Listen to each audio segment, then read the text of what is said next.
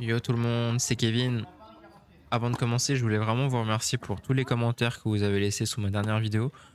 Ils m'ont vraiment fait énormément de bien et ils m'ont vachement motivé pour continuer à vous montrer mes matchs et avec une attitude un peu plus positive, même s'il fallait que je passe par là.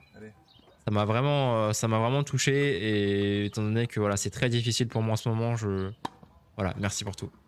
Alors on est parti aujourd'hui pour un match contre Tancred qui est à 5-6. Tancred que j'ai déjà joué par le passé, il y a de ça presque une dizaine d'années, à l'époque où j'étais monté 15-1 pour la première fois. À l'époque, il était 15-2 et il m'a indiqué que j'avais remporté la partie. Donc je m'en souviens pas vraiment, mais voilà. Il a tenu à me le faire savoir durant l'échauffement. C'était une petite anecdote assez sympa.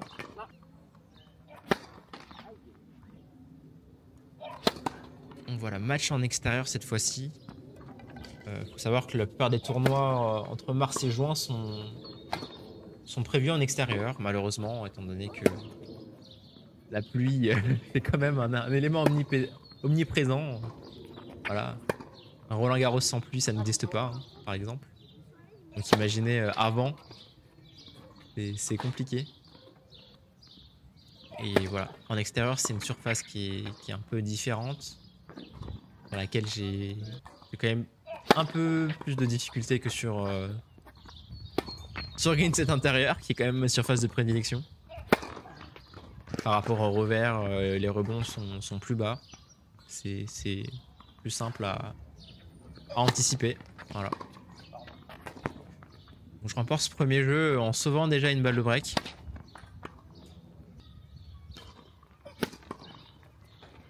Et Tancred, voilà, qui met une sacrée seconde balle, qui met beaucoup de volume. Je comprends très vite à quel type de joueur je vais avoir à faire. Même si dans ce premier jeu, franchement, il fait 3 fautes dans le filet. Bon, il passe un petit peu à côté ou il rentre pas encore dans sa partie. Voilà, ça arrive à tout le monde. Mais tu sens qu'il va mettre, qu'il va pas me faire de balles courtes, quoi.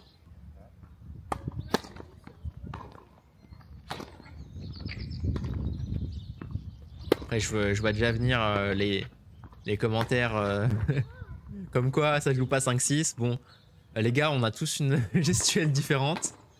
Ce qui compte, c'est la balle qu'on produit en fait. Hein. C'est pas le fait de ressembler sur un indice, sur une échelle de indice, ressembler le plus à Federer, ça rapporte pas de points, hein, malheureusement.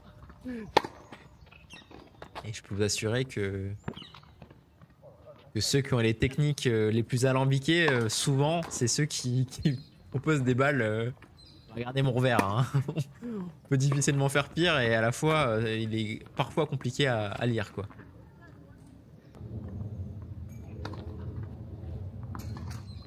Et là, je suis déjà en difficulté dans l'échange, hein, mine de rien. J'arrive à tenir avec mon service. Mon service vraiment qui m'offre des points gratuits et qui me permet de conserver cet avantage. Donc voilà, franchement, pour moi, il me l'a donné le jeu. Mais voilà, je suis pas dans cette position où je vais cracher dessus. Donc je vais essayer de conserver mon avantage avec ma bonne mise en jeu.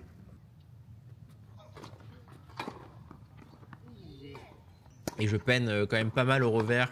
Bien sûr, il me joue très haut, c'est compliqué, mais techniquement, disons que j'ai un peu de mal à laisser tomber la tête de raquette quand je suis très tendu. Donc ça fait que j'ai une mise à niveau qui est pas terrible. Par contre, quand la balle arrive toujours à la même hauteur et que j'ai la bonne mise à niveau, bah là, ouais, c'est sûr, je suis très précis. Mais c'est pas les conditions du jour.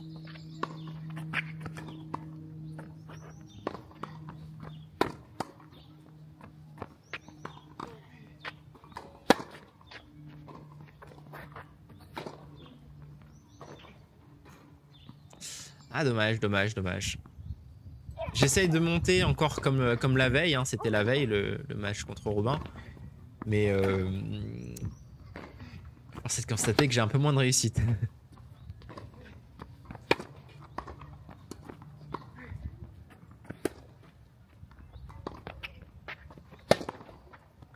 Je sors un très bon passing. Je sais pas si j'ai boisé, mais voilà, un peu de réussite quand même. Et je sens vraiment que Dupont, il est en train de me bouffer, quoi. Je sens que Dupont, je suis de plus en plus en galère, donc il pose vraiment les barbelés, il fait plus de fautes.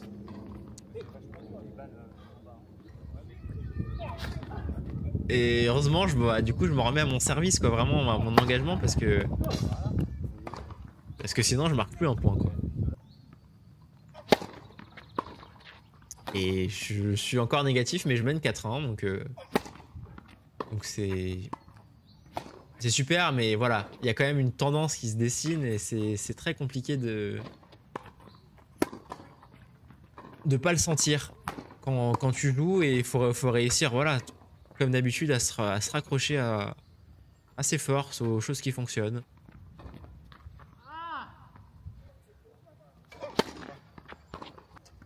Donc ouais, le revers là, c'est très compliqué. Heureusement, je coupe énormément depuis ces derniers matchs. Ce qui est une bonne chose à la fois et à la fois une mauvaise, parce que c'est un peu, voilà, c'est un peu fuir l'affrontement, et c'est surtout quand on casse le rythme, il faut avoir les jambes derrière, et moi c'est pas mon cas. C'est pas mon cas, donc mes coupés, s'ils sont pas offensifs, stratégiquement, c'est pas nécessairement un très bon coup, quoi.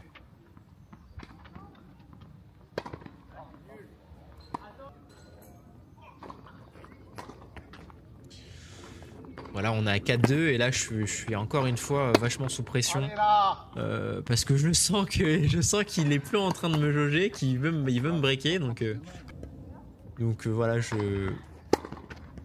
j'essaie d'en mettre un peu plus encore au service pour essayer de m'en sortir. Et vous voyez, il est beaucoup moins attentiste qu'en début de partie. Bon, là je lui sors un petit coup droit coupé des familles avec un bon service derrière. Et vous voyez, hein, il montre pas du tout le même visage, hein, pas du tout le même visage, donc même si là je remporte le point avec voilà, des super services, il m'envoie des signaux, des messages forts, une pression très forte, et une pression, voilà, qui à laquelle je suis particulièrement sensible, comme vous le savez, donc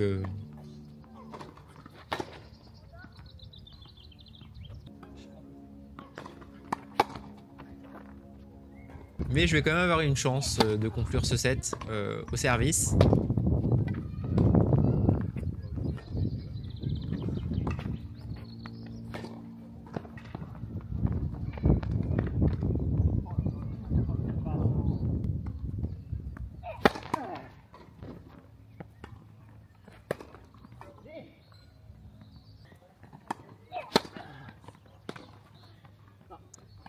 Voilà, 3 balles de 7. Allez. Alors peut-être.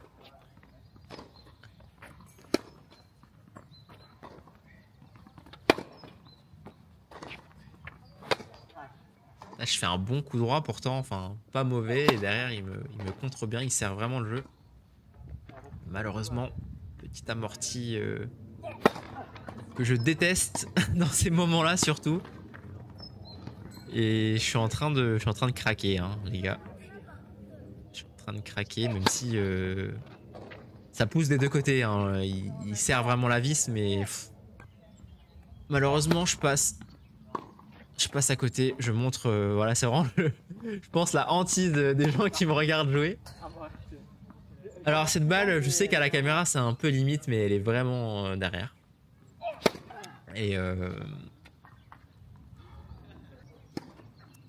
Et voilà, c'est toujours la même idée, même si j'ai une autre balle de break ici.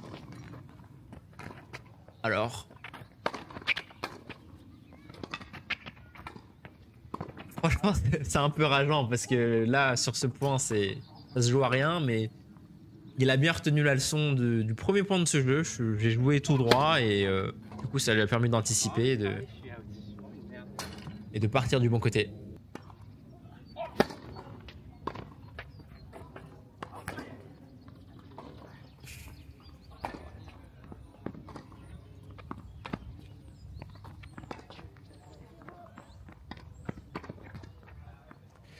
On voit là le débreak et là, imaginez que c'est la cote qui passe de 1,80 à 5 ou 10 même. Non mais écoutez, c'est comme je vous ai dit, c'est enfin il y avait une tendance dans le jeu qui se dessinait déjà depuis pas mal de depuis deux jeux et demi, 2-3 jeux et j'ai réussi à tenir avec un bon service mais voilà. 3 balles de 7, c'est 3 balles de 7, mais c'est proche, voilà, mais au final il faut aller jusqu'au bout. Et j'ai pas su fournir le dernier effort. Et je dois avouer que voilà, cette pression qui m'a mise, ça a vraiment fait monter le truc. Et finalement, c'est depuis, pour être tout à fait honnête, c'est depuis 5-2 que je me sens plus très bien dans mon corps, déjà. Et pour ceux qui suivent la chaîne, vous savez très bien ce qui se passe quand la pression est un peu trop haute. Donc je vais... Bah si, je vais commenter, hein, je vais commenter, mais voilà. C'est...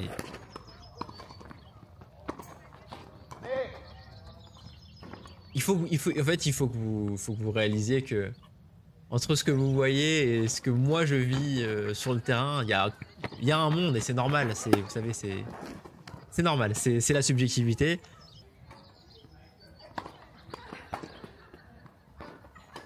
Mais voilà, ça a l'air drôle un peu. Moi, quand je vois ces images-là avec le recul, je me dis ah putain, c'est drôle. Genre le mec il se prend pour Joko contre Del Potro en 2009 ou je sais pas quoi. C'est un peu risible à regarder. Mais bon, je vais éviter le côté instant prévention, mais vraiment le corps en fait, il est en mode survie, hein. Il est en mode totalement bloqué. Et ce qu'il vous envoie comme signal, c'est tu vas mourir. Voilà, tu vas mourir. Donc je te bloque tout. Je te bloque tout et je te prépare. Je te prépare à ce qui va t'arriver. Donc oui, il y a quand même un gros effet sur le mental.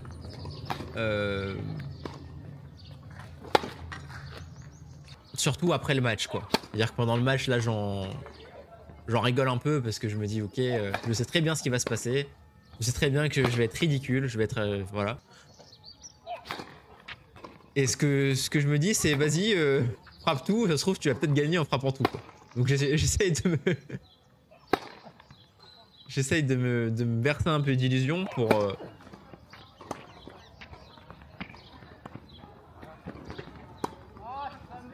ne pas me résumer à ouais, ok, t'as un mec handicapé, t'as un mec paralysé, t'as un mec qui est pas en possession de ses moyens, voilà.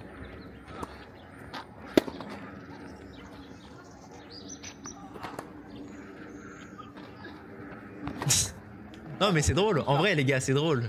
C'est qu'on se le dise, quand on voit ça, on va dire hors contexte et qu'on voit juste ces images-là, on se dit mais putain le mec,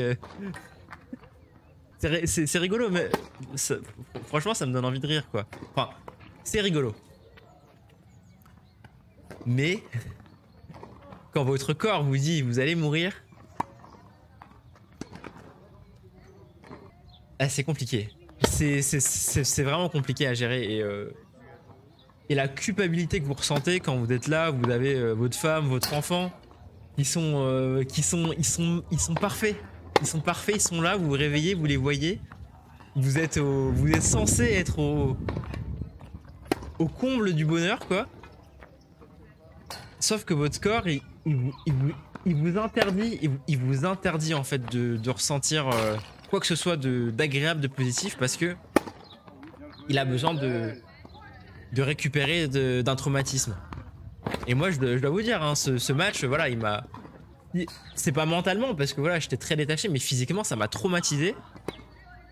Et ça m'a foutu en dépression vraiment lourde là pendant plus d'un mois.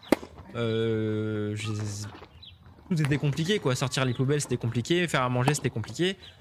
S'occuper du petit, voilà. Enfin, C'était impossible. Tout ce que je savais faire la veille avant ce match, c'est devenu impossible. Pendant un mois. Enfin, plus d'un mois, mais voilà, un mois. Donc voilà, c'est quand même compliqué de se dire je vais aller jouer un match et je vais aller risquer pas tout parce que au final on se remet avec beaucoup de temps, beaucoup de patience et en mangeant son pain noir on se remet, mais putain, qu'est-ce que je vais aller risquer en allant jouer un match quoi. Derrière c'est dur, hein. C'est vraiment dur, c'est pas une blague quoi. Donc forcément, vous comprenez que après je me dis bah pourquoi, c'est sûr, pourquoi continuer, pourquoi jouer, pourquoi... Parce que le problème c'est même pas faire des vidéos, moi je mets la caméra, derrière je fais sa tête reposée quand l'envie me prend ou quand j'arrive à sortir de ma flemme légendaire quoi, je le fais mais aller jouer le match et après ressentir ces trucs là et savoir ce qui va se passer après quoi, enfin c'est difficilement gérable, voilà. Mais malgré tout voilà, là je suis resté 3 semaines sans jouer et au final voilà, moi je vous ai expliqué ce sport, c'est une relation très ambivalente quoi, comme beaucoup de gens voilà qui ont commenté qui m'ont parlé, qui m'ont dit que ça faisait écho un peu avec ce qu'ils ressentaient également avec ce sport ou avec les difficultés qu'ils ont éprouvées. Mais c'est vrai que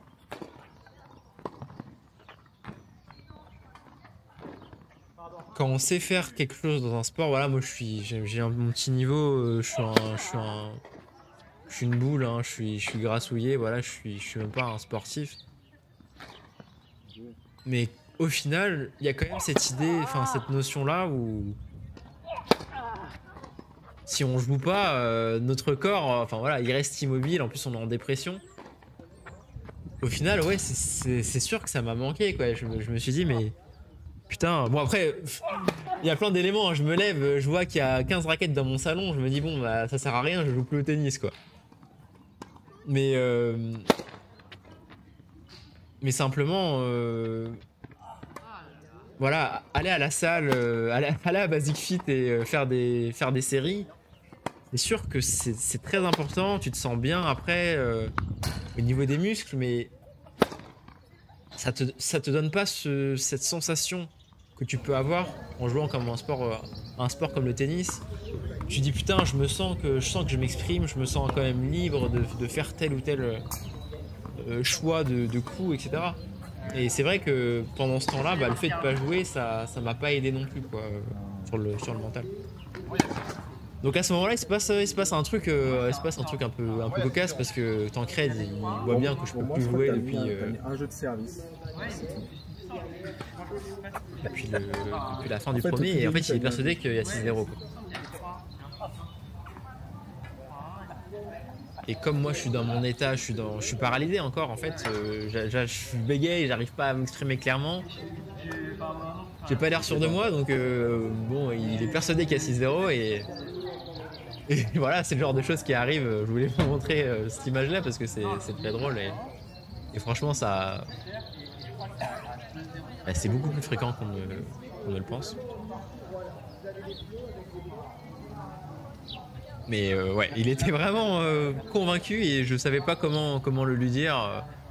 Bon, il savait très bien que j'avais aucune chance de gagner et je lui ai dit de toute façon je peux pas gagner, hein. Je suis pas pour gagner, mais juste il y a 5-1 quoi, donc on continue. Et la deuxième pour le repère. En bon prince, il m'a accordé de jouer ce dernier jeu, bien qu'il était vraiment persuadé qu'il y avait 6-0, donc voilà, un peu cocasse. Et pour vous dire que voilà, moi là je sais bien que je vais pas gagner, mais j'ai envie de jouer mon match jusqu'au bout. À aucun moment je me dis non tu vas arrêter quoi.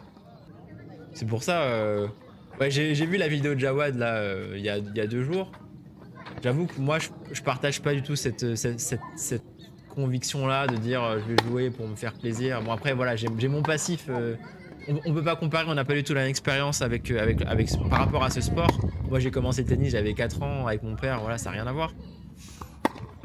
Mais là moi j'avais envie de jouer ce jeu, même si j'ai aucune chance de gagner.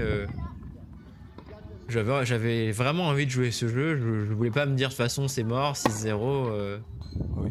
tiens quoi. donc voilà. Voilà pour ce match. En tant que raid qui a été solide, hein, comme je vous ai dit. Il y a un bon 5-6, il m'a dit qu'il avait pas perdu depuis plusieurs années en dessous de 5-6. Hein, donc voilà. Merci d'avoir suivi ce match et on se retrouve pour le dernier match de ce TMC contre Antoine, que vous voyez juste à côté. Un très beau revers à une main. Dimitrov like, comme m'a dit Selon Jeu Blanc. Et voilà, je me berce pas d'illusions. Je vous préviens tout de suite, ça va être encore compliqué parce que c'est le jour d'après. Hein, donc, pour un match qui m'aura impacté pendant plus d'un mois, vous doutez bien que le lendemain, ça va pas être tout rose, ni les matchs suivants. Voilà, donc merci beaucoup et continuez de... Enfin, si vous avez un truc à me dire, même négatif, même arrête le tennis ou quoi, bah faites-le s'il vous plaît. Si vous voulez partager votre expérience qui peut être aussi douloureuse que la mienne, n'hésitez pas à le faire. Je vous répondrai avec plaisir. Comme vous voyez, je réponds en longueur, même si des fois je suis un peu lunaire, je suis un peu atypique dans ma façon d'être, mais voilà, c'est pour ça que vous m'aimez, non? Non, je rigole. Allez, à la prochaine. Merci à tous. Bisous.